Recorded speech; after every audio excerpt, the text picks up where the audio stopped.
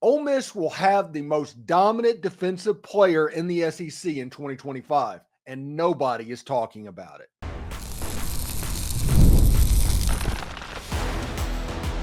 You are Locked On Ole Miss, your daily podcast on the Ole Miss Rebels, part of the Locked On Podcast Network, your team every day. Welcome to the Locked On Ole Miss Podcast, the most watched Ole Miss podcast, bringing you daily coverage of the Ole Miss Rebels. I'm your host, Steven Willis, a 10-year veteran member of the national media and a former Ole Miss staff member as well. We're free and available on all the podcast apps and on YouTube. Thank you for making Locked On Ole Miss your first listen every day, and a special shout out to our insiders and everydayers who make this show what it is. Today, we're breaking down why every pundit is sleeping on the Ole Miss defense in 2025. Yes, the Rebels lost key players at all three levels, but Pete Golding has a plan, starting with building the defense around Suntarine Perkins, a legit SEC Defensive Player of the Year candidate. So what is also the influx of tight ends on the offensive side of the ball? What does that mean to Ole Miss football? We'll talk about that as well. And don't forget, tomorrow is a huge day as the Ole Miss Rebels welcome the number one Auburn Tigers into the pavilion in what should be an electric atmosphere. Before we go, find your second listen on the network, Chris Gordy at Locked On SEC or Corey Burton at Locked On Vandy. They offer more takes on college football, the SEC, and yes, even Ole Miss. Today's episode is brought to you by Game Time. Download the Game Time app, create an account, and use code LOCKEDONCollege for $20 off your first purchase. So as the Senior Bowl and all of this is happening and all these draftable players, everybody's talking about the great defense that Ole Miss had. And yes, Ole Miss led the conference in scoring defense, both offensively. They led the conference in scoring and defensively. Somehow they didn't make the playoffs. Well, that's every Ole Miss fan is having that conversation. But all the pundits are talking about how Ole Miss is going to take that step back, and they lost Walter Nolan and Princely and Monmielen and Chris Paul and Trey Amos on the defense. So obviously you're going to have to step back. That's kind of just what it is. But nobody's talking about the fact that the leading returning sack man in the SEC, Suntarine Perkins, is coming back. He is in the jack position. He plays basically what Will Anderson did at Alabama and what Pete Golding made that defense good around Will Anderson. Suntarine Perkins led the SEC, or is the returning leading member in sacks. He's also the returning leader in tackles for loss. He had 60 tackles on the season. These are the statistics. It's fantastic. He had an amazing interception against Wake Forest too. But 60 tackles for essentially a defensive end, 14 tackles for loss, an interception, and 10.5 sacks.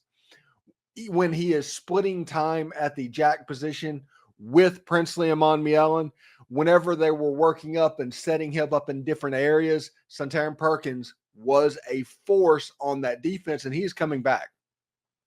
He has a chance to absolutely be the most dominant player in the SEC. I'm talking 14, 15 sacks dominant. He has that type of ability. He has the ability to set the edge, and he runs a 4.3, 4.4 40, and he's going to be a nightmare for anybody trying to block him. I bring this up because everybody is assuming that Ole Miss is going to take a step back. But with players like Suntarine Perkins, Xavier Harris, Akello Stone, Cam Franklin, the transfers they brought in, Deshaun Womack, Prince Will Monmielen, those coming in, the returning players like TJ Daugherty, the linebackers that they brought in, the 100-yard landlord from Marshall and the kid from Missouri State, really good players in the transfer portal. This front seven that Ole Miss is going to have next year has a chance to be pretty good. Now, we all know what the secret sauce is for an Alabama defense in the front seven. I spent the better part of last year telling everybody about it, and I'm going to say it again. Ole Miss needs to find defensive linemen that can demand 2 double teams. If Jam Brown and Xavier Harris are indeed the starters on the defensive line, and it looks like they may be at this point, can they dictate double teams the same way that Walter Nolan and J.J. Pegues did for Ole Miss, to make it to where the outside guys can be so much more dangerous? Because if you try to single block Suntarine Perkins, it's not going to work out for you very well. It's not. It doesn't work out very well for much of anybody unless you have 3 Senior Bowl offensive linemen and you're allowed to hold like crazy with LSU last year. Suntarine Perkins, I don't think he can be blocked one-on-one. And when you add in a Prince Will Amonmielen, the brother of Princely Amonmielen. See, last year Ole Miss needed to go get a Princely Amonmielen. They wanted that pass rusher. They wanted that elite bend guy to actually be a force on the edge. And you had a Suntarine Perkins who was a young guy at that point. He was coming off a true freshman season that he had 3.5 sacks. You knew he was going to be good. You wanted to give him a year and a little bit less pressure of what's going on. So you went out and got a Princely Amonmielen. Well, this year, the Princely Amonmielen is Suntarine Perkins. He is the dominant pass rusher, and he was already on Ole Miss's roster. So retaining him was very, very important. Prince Will Amonmielen, he was brought in to be the Suntarine Perkins. He is the understudy, so to speak. Somebody that can provide a good number of sacks and a lot of the stuff that you want on the defensive side of the ball, but he's not the alpha. He's not the Princely in this situation. Suntarine is going to be the guy on defense. Prince Will is going to be a guy, a complimentary guy, and a very good guy that is getting the benefit of Suntarine playing on the other side from time to time. So we'll see exactly how that goes, but it's going to come down to whether or not this defensive line can demand multiple double teams. You want 2 double teams between Suntarine, Xavier Harris, Jam Brown, and either Cam Franklin or Deshaun Womack on the defensive line. You want 2 double teams required. If you can force the offense to take up 4 of their offensive linemen on 2 of your players, that means you are going to have a defensive lineman that's going up against a running back or a tight end every single time. And if Ole Miss sends 5, it's over. Last year, you may have remembered and saw games to where Chris Paul was consistently hitting the A-gap, which is a Zach Arnett special, by the way. That was a defensive twist that he brought from his defense and what he likes to do. Chris Paul just turned out to be the perfect player to do it. But Suntarine Perkins, if you look at it, all of the numbers, everything is in place for him to not only be the alpha dog of this Ole Miss defense, for him to be the alpha dog of the entire Southeastern Conference on the defensive side of the ball. I'm serious. You could have a year where 14, 15 sacks is not out of the realm of possibility. He could have a massive star term with tackles for loss as well, and with tackles, and he is a guy that affects the offense no matter what he has to do. The quarterback has to find number 4 whenever he lines up. And honestly, he's probably going to be wearing number 38 when this is all said and done. He is my pick to be the Chucky Mullins Courage Award winner for what he provides. Suntarine Perkins is the highest of the high-level athlete on defense that Ole Miss has had potentially ever in their history, or at least back until Johnny Vault times. Can't speak highly about that, but defensively, that is the type of dominant player that Suntarine Perkins has a chance to be. Ole Miss fans should be very happy about that, of what's going on. And offenses are going to gear their game plan around Suntarine Perkins. They want to see where he is, which is going to open up the doors for the other people that were recruited in the transfer portal as well. I'm very excited. I got to see Suntarine at the Under Armour All-American game whenever he was in it. I think that was 3 years ago or something like that. Just a completely nice kid, very good at what he does, and he's you just see him play football, and he's very good at playing football. I know that sounds silly for a college athlete, but there's almost no laboring in Suntarine Perkins' game. Everything looks easy. I think it was his true freshman season against Alabama. Ole Miss ended up losing the game, but Jalen Milroe dropped back to pass, to do his thing, and Suntarine Perkins just shot out of a can and ran him down. And Jalen Milroe is a 4.3 guy. He's a hard guy to run down. Suntarine Perkins has absolutely everything you want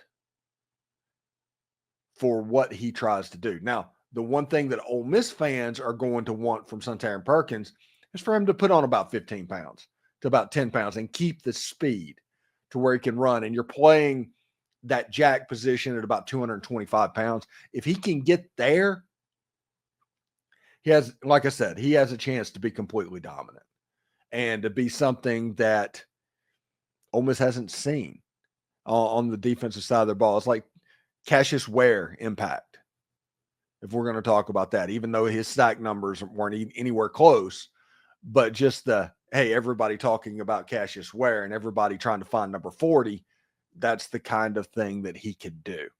And I'm really interested about that. Ole Miss signed seemingly every top tight end target in the transfer portal. But what does that mean for the Rebels offense moving forward? We break it all down in this next segment. Stay tuned. Attending NFL playoff games is an experience like no other. The energy, the excitement, the camaraderie with other fans, it's absolutely unmatched. I'll never forget the thrill of watching my favorite team clinch a playoff victory live. It's a moment that I will cherish forever. This year, Game Time makes it easier to create these unforgettable moments with their new feature, Game Time Picks. It cuts through the clutter and shows you only the best deals on great seats so you can focus on what really matters, being there. That's why I recently used Game Time Picks to snag tickets for an upcoming Super Bowl, playoff game, whatever you want to know. You go in there and you can grab that. I found a super deal that gave me an amazing value for incredible seats. I'm going to a Midland concert in February. One of my favorite features is being able to preview the seat view before buying. It is so helpful. Plus, with all their all-in pricing, there were no surprise fees at checkout.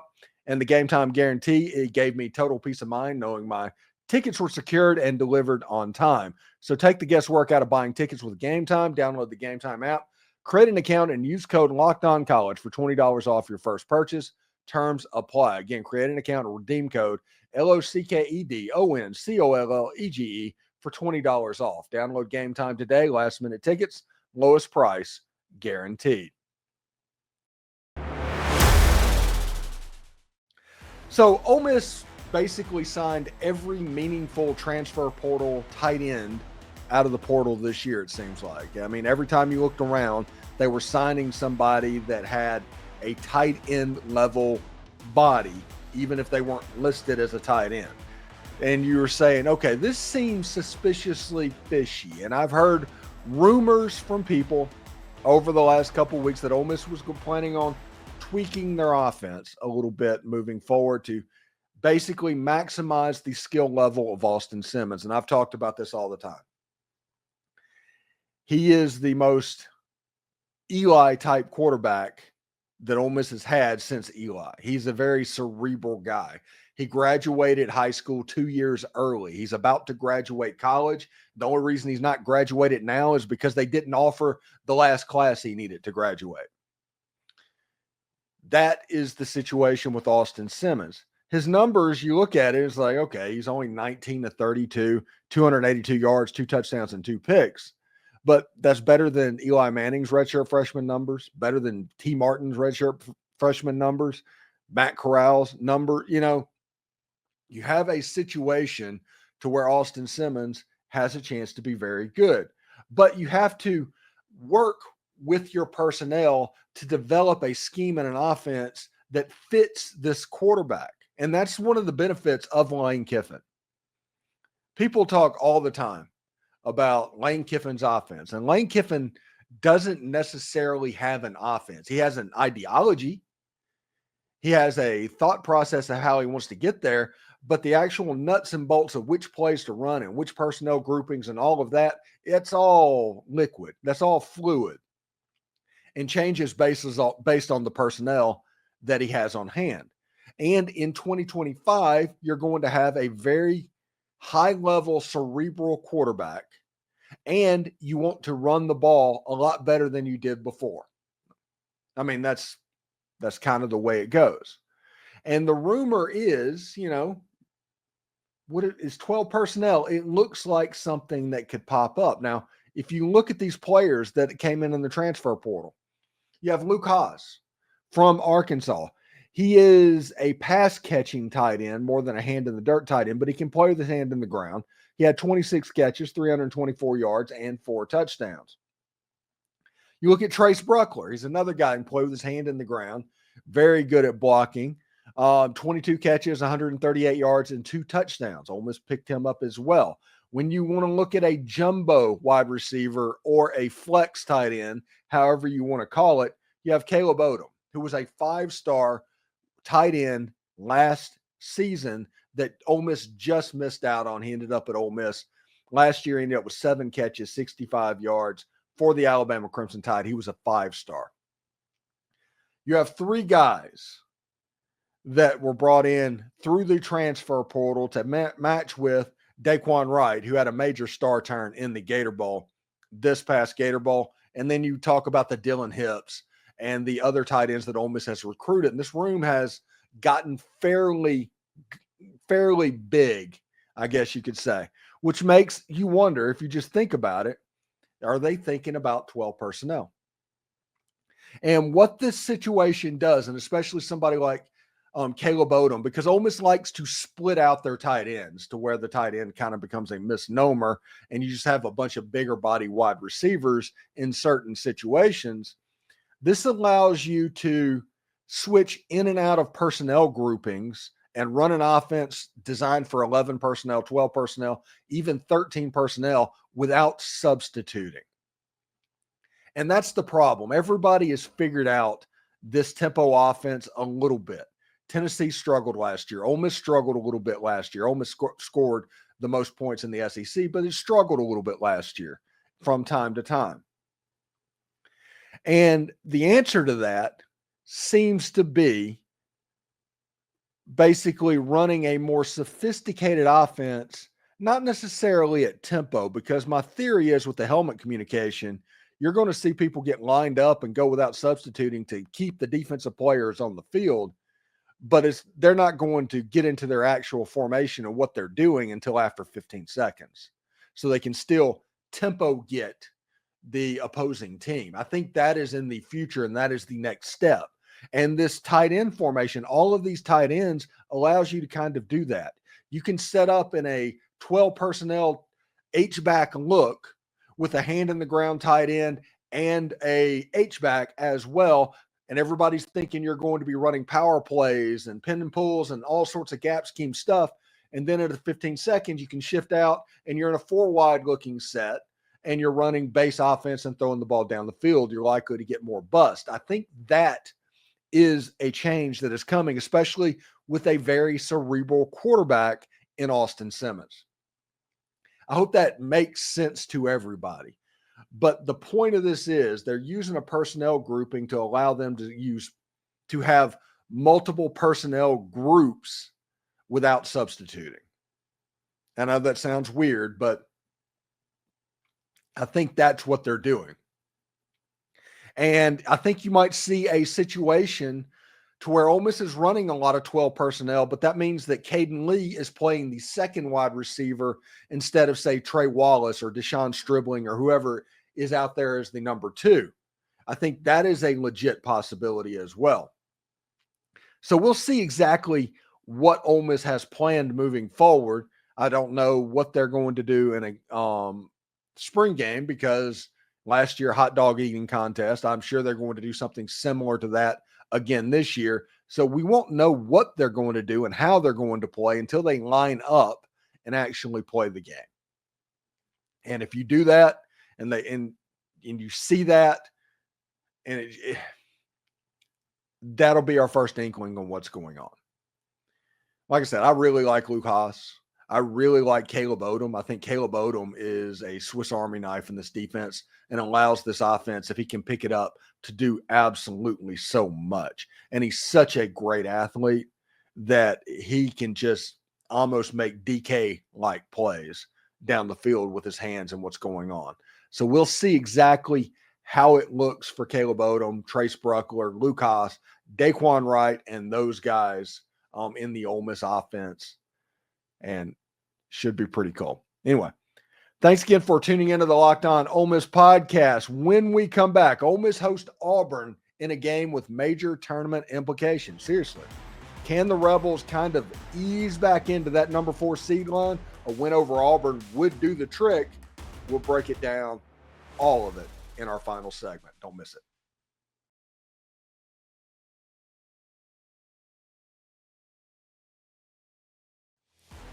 So Ole Miss takes on Auburn. Let's see. I think at 1 o'clock Central Time, 2 o'clock Eastern Time. We'll be doing an instant overreaction after the game, just like we always do. Those shows are pretty fun, actually. I love interacting with the fans and all of that. But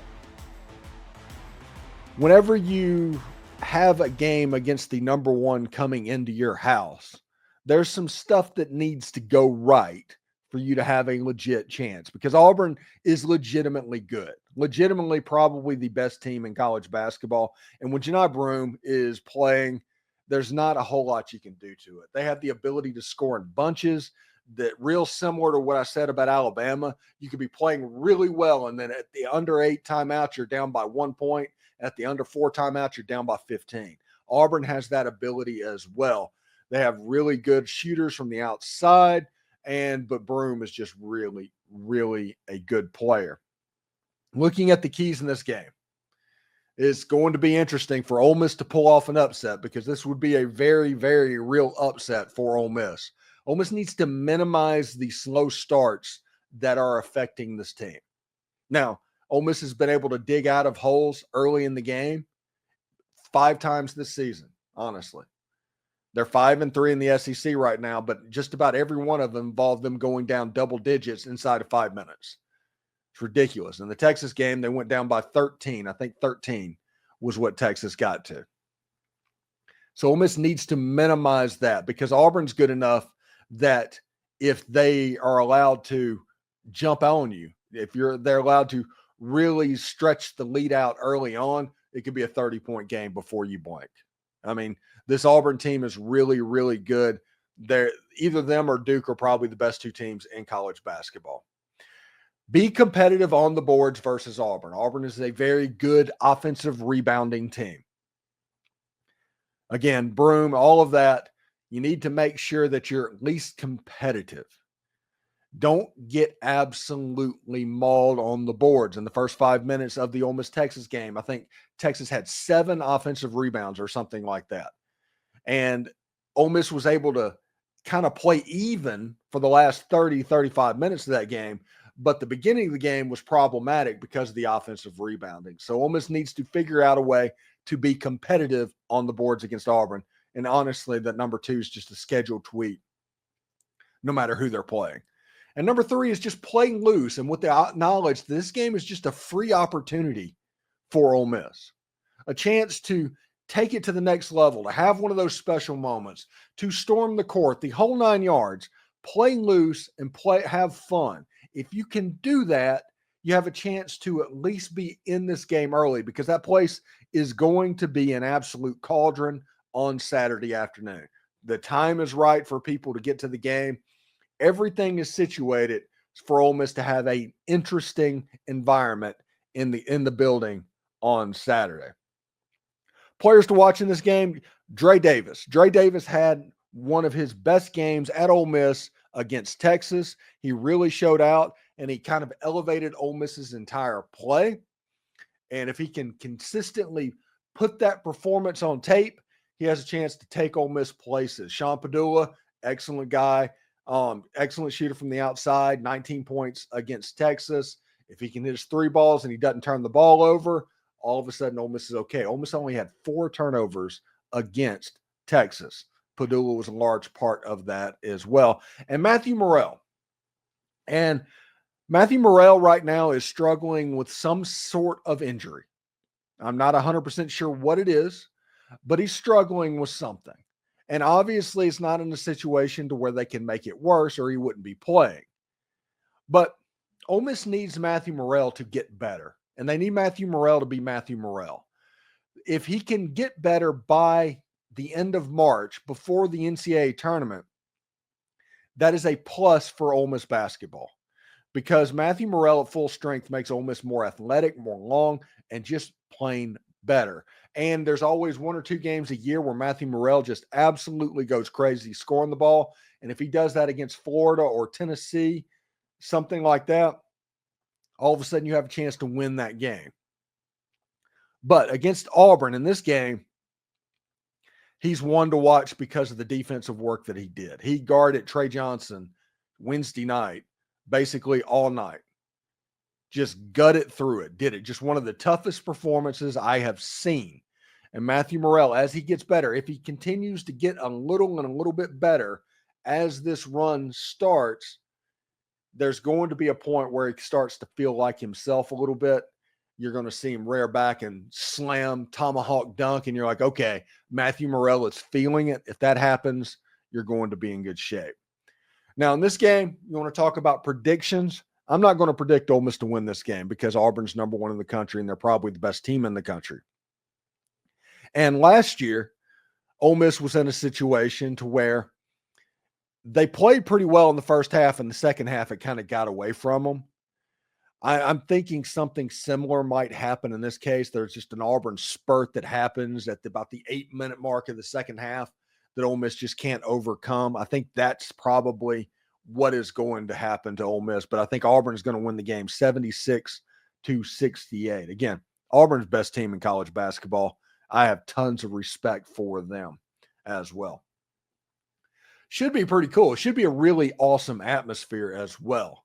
And also pay attention, Saturday is also Junior Day tomorrow. Players are going to be visiting all on campus, so there's liable to be a commitment. Some kind of news might break outside of the basketball game. And with the basketball game going on and Junior Day and all of that stuff, I imagine that Ole Miss is going to figure out a way to incorporate that with a number 1 basketball game and a Junior Day event. So we'll see exactly how it goes.